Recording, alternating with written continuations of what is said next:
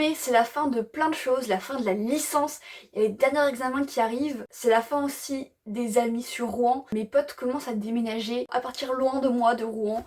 Et même si je sais que ça va arriver, je sais aussi que ça va arriver plus vite que ce que je le pense. Et ça me fait un peu peur, en fait je vois un peu ça comme la mer qui se retire avant un tsunami. Sauf que je ne sais pas quand est-ce que le tsunami va arriver, je ne sais pas à quel point le tsunami va être énorme et à quel point il va tout changer.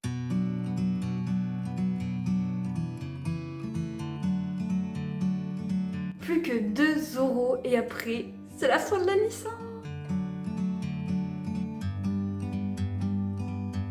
Like a bird on a tree. Tout va bien. Hein. J'étais en train de réfléchir à tout pour la musique. C'est un mélange de rire et de larmes. From up here, the world seems small. We can sit together. Avant de commencer la vidéo, laissez-moi vous parler d'un projet dans lequel je me suis investie depuis la rentrée et qui me tient énormément à cœur. En octobre prochain, avec d'autres camarades du conservatoire de Rouen, j'ai l'opportunité unique de partir 3 semaines au Japon pour un échange artistique et culturel sur le thème de la paix. C'est une chance qui est incroyable pour nous en tant que musiciens, danseurs, comédiens, sur le plan à la fois professionnel, artistique, mais aussi humain. Et évidemment, pour moi, ce sera aussi l'occasion de vous documenter ce voyage avec une série de vlogs, de vidéos sur le thème, sur le sujet, pour vous montrer un peu le parcours, ce qu'on fait. Malheureusement, l'un de nos mécènes les plus importants a décliné le dossier. Alors, pour que cet échange puisse avoir lieu, on a mis en place pas mal d'actions. Vente de gâteaux, concert au chapeau, disposition d'une urne à tous nos spectacles, à toutes. Et aussi, la raison de pourquoi est-ce que je vous parle de ça maintenant, c'est que on a une cagnotte Ulule, je l'ai finalisée hier et elle est enfin disponible. Si vous souhaitez nous aider à concrétiser ce projet, le lien est en description de la vidéo et dans ma biographie Instagram. Et vous pouvez évidemment le partager tout autour de vous, ça nous serait vraiment d'une grande aide. Merci du fond du cœur.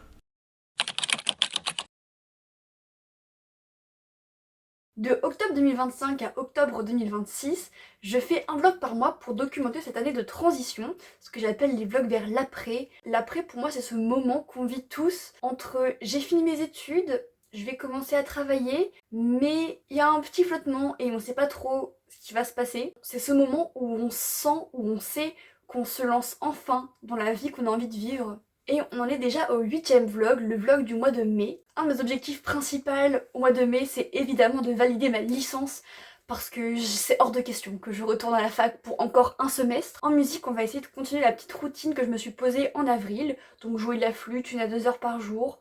On va essayer d'aller le matin plutôt, comme ce que je vais faire l'an prochain. Aussi, il y a pas mal de petits concerts en mai, enfin petits. Non, il y a pas mal de gros concerts en mai. Il y a le gros spectacle des 170 ans de l'Orchestre d'Évreux, où j'ai fait du théâtre. Après, il y a des concerts de musique de chambre, beaucoup. On en a genre 3-4 je crois. Et je vais recommencer à donner des cours de flûte à la fin du mois, donc ça va être trop chouette.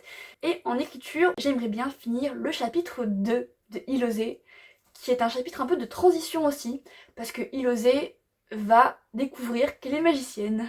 Juste ça. Comme j'ai beaucoup moins de fac, ça veut dire que j'ai beaucoup plus de temps pour mes projets, pour tout ce qui va être vidéo, pour tout ce qui va être écriture, pour tout ce qui va être musique, et ça va être trop bien. Et comme j'aurai le temps de faire des vidéos, on va passer à 2 vidéos par mois. Mais aussi, en mai, il faut que je fasse très attention à quelque chose. Je vous ai dit que tous mes potes partaient de Rouen. Servan, qui est un peu, c'est mon pilier, c'est mon ancre à Rouen. On fait quasiment tout ensemble, on prend le bus ensemble, on mange ensemble le soir. On passe beaucoup de temps ensemble. En même temps, on habite genre juste à côté, donc ça aide. Mais elle ne sera plus là. Et je sais que j'ai tendance très souvent, quand j'ai personne qui me fait sortir ou personne à voir, à m'isoler et à rester dans ma chambre en fait, à écrire, à faire des projets solo. Sauf que ça fait pas forcément toujours du bien. J'ai besoin de voir du monde, de rencontrer des gens. Depuis que je me suis retrouvée vraiment seule à Montréal, je me rends compte à quel point c'est essentiel de voir des gens dans sa journée. Enfin, c'est tellement important et j'ai la chance d'avoir le conservatoire encore jusqu'en juillet. Et donc, il va falloir que je me pousse un petit peu à aller travailler au conservatoire, lire au conservatoire, jouer de la flûte évidemment au conservatoire, ou même demander à des gens d'aller boire un café. Donc ce sera un peu une nouvelle ère pour moi. Là je pense que ce vlog je vais plus l'axer sur comment entre guillemets garder le contrôle, même si je me connais, je ne vais pas garder le contrôle à 100%, parce que c'est épuisant, même si je vais m'accrocher au contrôle comme ça pour le garder, il y a un moment donné il va falloir que je lâche. Et pour l'instant ça va, je suis un peu dans le déni je pense, mais on verra à la fin du mois comment ça se passe. On verra surtout en juin, parce qu'en juin il y aura beaucoup moins d'examens, même au conservatoire. Il y aura pour le coup plus personne sur Rouen. Mais pour l'instant on est au mois de mai, donc on se concentre sur le mois de mai.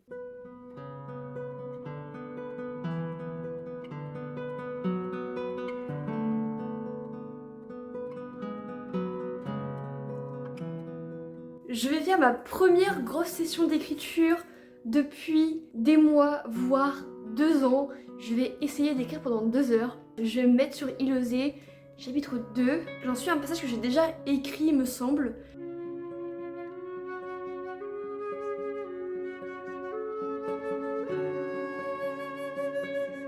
J'ai tellement de documents sur Ilosé depuis 10 ans que je ne sais plus dans quel document se trouvent les modifications que je veux. C'est le bazar. Ah mais il est vieux ce document, c'est pas celui-là.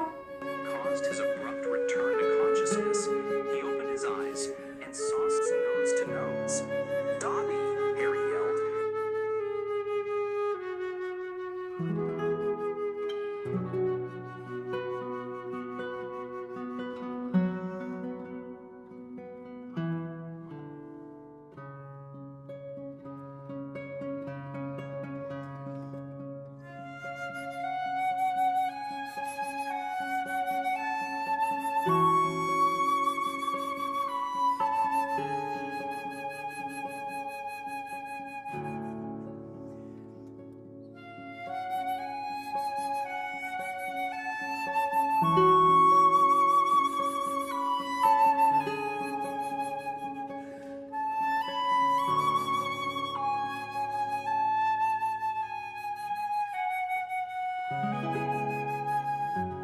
Mais qu'est-ce que je fais? Mais qu'est-ce qui se passe? J'ai tout pour la musique numéro 2. En fait, ça fait des mois que je pense au contemporain. J'ai essayé de reprendre manière danse, c'est hyper compliqué. Mais là, je suis sur Ilosé actuellement. Mais Ilosé, c'est un projet qui est hyper long, qui prend son temps. Et c'est vraiment hyper différent. Du coup, je me dis, mais pourquoi ne pas aller vers du contemporain? Surtout que j'en ai très envie. Et j'ai plein d'idées qui popent dans ma tête, dans le sens où j'ai des scènes qui apparaissent comme ça. Et j'ai très envie d'écrire du contemporain. Le problème, c'est que depuis que j'ai repris le conservatoire, je n'ai pas le temps d'écrire, donc j'ai pas beaucoup pu avancer sur les projets. Et je sais pas, je suis un peu dispersée dans plein de projets. Je vous ai parlé de plein de trucs, de livres qui ne verront peut-être même jamais le jour, en tout cas pas maintenant. Et Tout pour la musique, c'est le tout premier livre dont je vous ai parlé sur cette chaîne. Je trouve qu'il y a un truc hyper symbolique de reprendre ce livre maintenant. En fait, c'est pas reprendre le livre maintenant, c'est... Attention, accrochez votre ceinture. C'est en fait les personnages 5 ans plus tard. Parce que j'ai jamais réussi à écrire leur histoire jusqu'au bout. Et en fait, leur histoire mérite d'être écrite. Là, ce livre, je sais comment je veux le commencer. Je sais à peu près vers où je veux aller. Mais je n'ai pas la fin. Et en fait, c'est un truc qui m'empêchait d'écrire ces 2 dernières années. De ne pas avoir la fin de mes livres quand j'ai commencé à les écrire. Et donc, j'arrivais pas à aller jusqu'au bout. Le principe là, de ce livre, pour la musique numéro 2, c'est justement qu'en fait, je ne sais pas où sera la fin, je ne sais pas comment sera la fin surtout, et c'est pour ça que je l'écris, parce que je ne sais pas ce que sera la fin. Je suis maudite, ça m'énerve. Je ne trouve pas ma carte de bus et ça m'angoisse parce que je voulais aller au conservatoire là. Je sais qu'elle est forcément quelque part, mais je sais pas où. Où est ma carte de bus? Les gens, je n'en peux plus de moi. J'ai perdu ma carte de bus ce matin. D'accord? Là, je veux manger. J'ai des petites faritas que je fais chauffer actuellement. Et j'ai préparé de la viande samedi. Il m'en restait.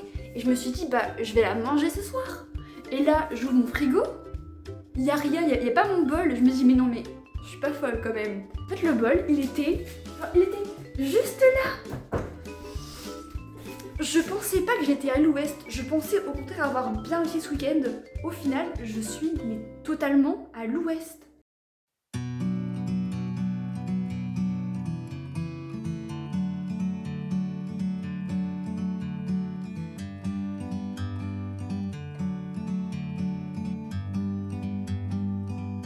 Plus que 2 euros et après, c'est la fin de la licence.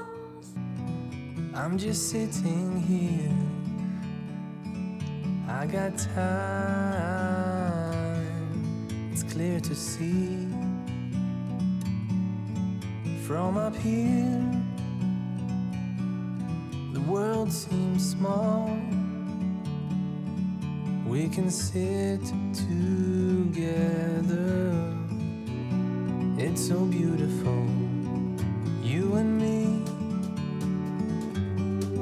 We meant to be. Petites acquisitions du jour. J'ai découvert que Élise Giraudot avait publié un nouveau roman, Juste une fille. Je l'ai enfin acheté. À découvrir.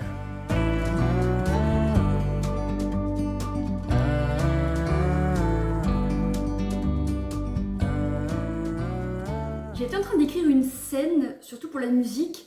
C'est une scène du prologue en fait. Déjà les premiers mots j'adore, il y a une métaphore au jeu de loi. En fait c'est le nom d'une composition que Karl fait qui s'appelle le jeu de loi. Ça représente aussi un peu la vie. Chaque fois qu'on fait c'est comme quand on lance des dés et on tombe sur une case, on ne sait pas laquelle, on la découvre et parfois on doit revenir à la case départ et Victoire revient à la case départ. Elle se réinscrit au conservatoire et le paragraphe que j'écrivais là, il est hyper compliqué à écrire parce que j'ai envie de montrer que le conservatoire est resté le même et que Victoire a changé. Et ce qui est compliqué, c'est que quand tu reviens dans un endroit, tu sais que tu as changé, mais au fond de toi, t'as l'impression de revenir un peu en arrière, qu'il y a toujours un bout de toi qui est là. Et c'est hyper étrange parce qu'au début, Victoire, justement, elle est convaincue qu'elle a changé, mais il y a toujours ce bout d'elle qui était au conservatoire avant, ce bout du passé, qui lui colle à la peau et qui est là. Ce week-end, on fête les 170 ans de mon orchestre à Évreux et donc je vous emmène avec moi dans ce vlog qui va être haut en couleur. Samedi 18h30, direction le Cadran à Évreux pour la générale. Honnêtement, la répétition était un peu catastrophique, j'étais KO, j'avais faim, bref, j'étais à côté de la plaque et pour la partie théâtre, j'ai oublié plein de répliques. Dimanche, jour de concert, on prépare les costumes. À 14h, retour dans les loges avant le dernier accord et go se préparer pour le spectacle. Coiffure, maquillage, costume et les micro-casques. La classe, non. 17h, le concert commence très mal. On se fait huer de partout. Et quoi? On jette des tomates? Apparemment, on fait plus de bruit que de musique. Non, arrêtez, les arrêtez là, c'est bon. Et on a tout sali. Enfin, j'ai tout sali. Des paillettes dans les poches pour faire les étoiles. Et puis, le chef est littéralement tombé du plafond. Finalement, tout le monde a adoré le spectacle et à la fin, on en demandait tous encore. Oh, excusez-moi. Bonsoir à tous. Mesdames et messieurs, bienvenue. Ce soir, nous voyageons dans le temps. On commence par les lumières, les claquettes et le glamour. Ah oui, comme dans ces rêves où on danse sur les nuages avec des chaussures qui font clic-clic. Moi, c'est surtout mes genoux qui font clic-clic quand je me lève. Léa? Et après, est-ce qu'on part dans les étoiles comme dans La La Land? J'ai mis des paillettes dans mes poches pour faire les étoiles. Hop, la petite, tu vas pas nous en mettre partout. C'est un kiosque de glace, pas une boule à facettes. S'il vous plaît. Rideau, orchestre, vous êtes prêts? Waouh. Oh, le vent, c'est possible ça? Est-ce que, orchestre, vous êtes prêts? Merci. Allez, place au musical. Ah, Josué, Rapport de situation. mission impossible, chef. Il y a plus de parfum fraise. C'est un complot interglaciatique, moi je dis. Bon! Personne ne bouge. Je suis la James Bond Girl. Version terroir. C'est le soleil qui tape sur le kiosque ou c'est vraiment moi? Mais non, Chantal, c'est l'effet latino, bien sûr.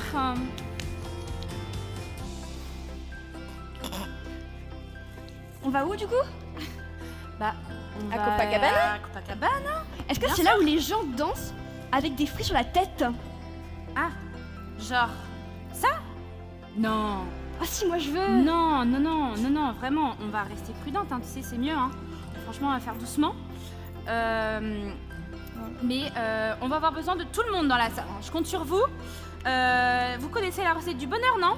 Ah oui, ça brille, ça bouge, c'est tout coloré. On dirait une glace arc-en-ciel géante avec des pépites de soleil. C'est exactement ça. Bah oui, voilà, on préfère ça à l'alcool. Hein.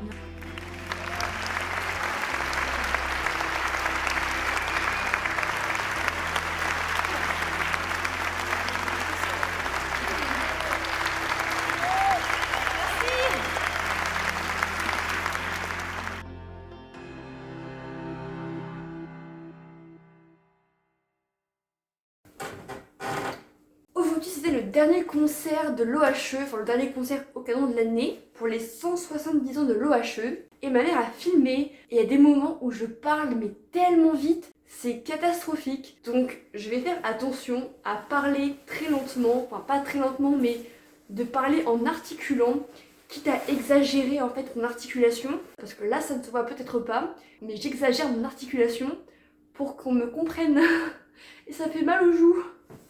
Bref, c'était vraiment très chouette. C'était pas la même ambiance, je trouve, qu'au premier spectacle. C'était différent. Là, la salle était pleine. D'habitude, en mai, on est rarement plein. Et là, il fait moche aujourd'hui, donc les gens sont venus nous écouter.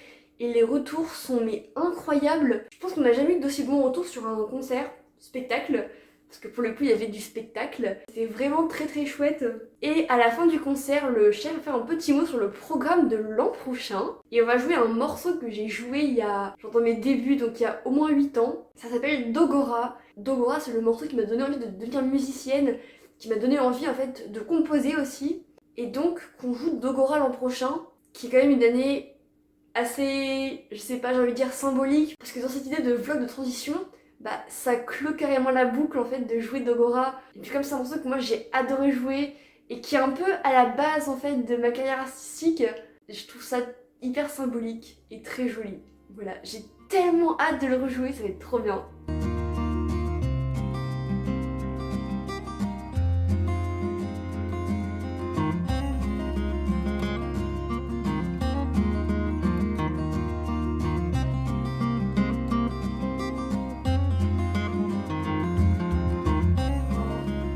Non mais c'est fou de faire ça, attendez. Je viens de rentrer du conservatoire, il est 20h, j'ai envie de prendre une douche et j'étais partie dans le but de me démaquiller. Et là, qu'est-ce que je fais pas? Je me brosse les dents. Mais je ne sais pas, je suis à l'ouest. Ah, ça fait des abdos la flûte, j'ai mal aux abdos.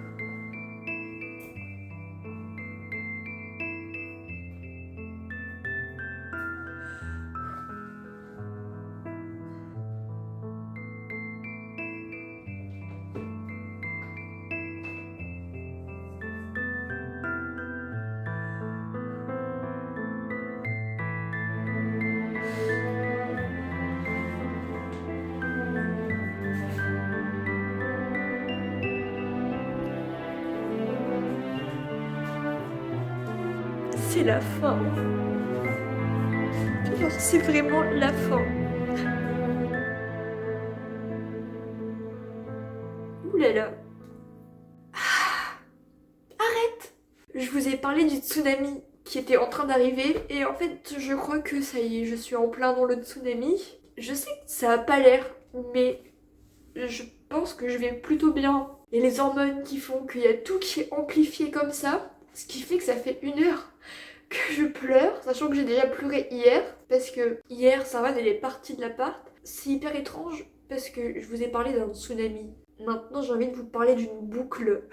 Vous allez vous dire mais qu'est-ce qu'elle raconte? Elle parle en images. Et en fait j'associe beaucoup de choses de ce qui se passe dans ma vie à des images pour les comprendre, j'ai l'impression.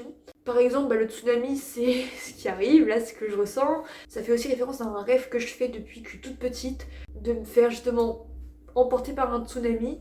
Et souvent, je me réveille en fait quand je suis dans le tsunami, dans la mer. Et là, ce dont je voulais vous parler, c'est en fait une boucle que j'ai ouverte entre guillemets l'an dernier. Et c'est hyper étrange parce que moi, je trouve que ça a du sens.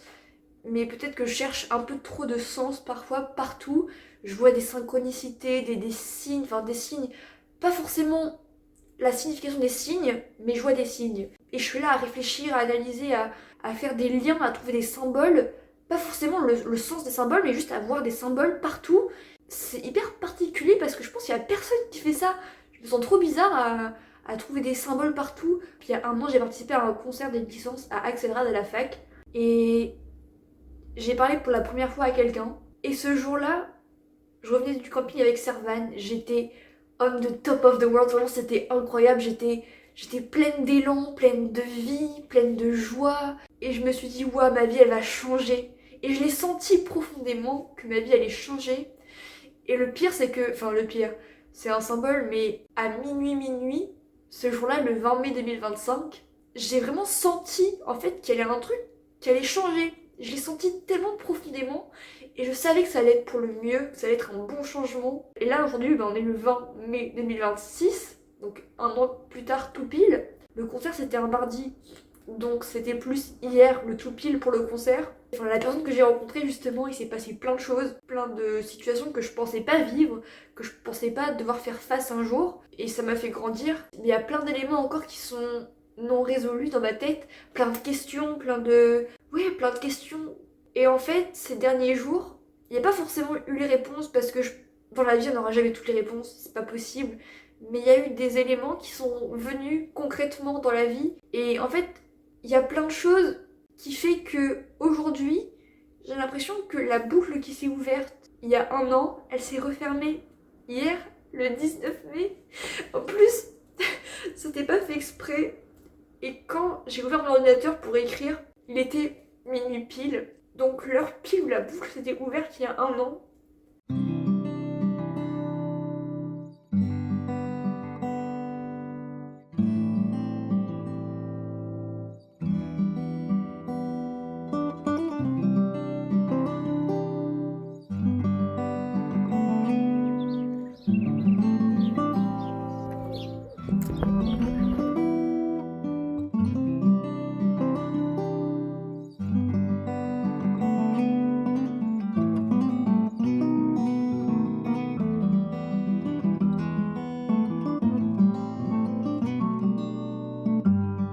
Il fait beau, mais il fait trop chaud. Moi, quand il fait trop chaud, j'ai mon cerveau qui... Vous savez, c'est la guimauve un peu, ça fond.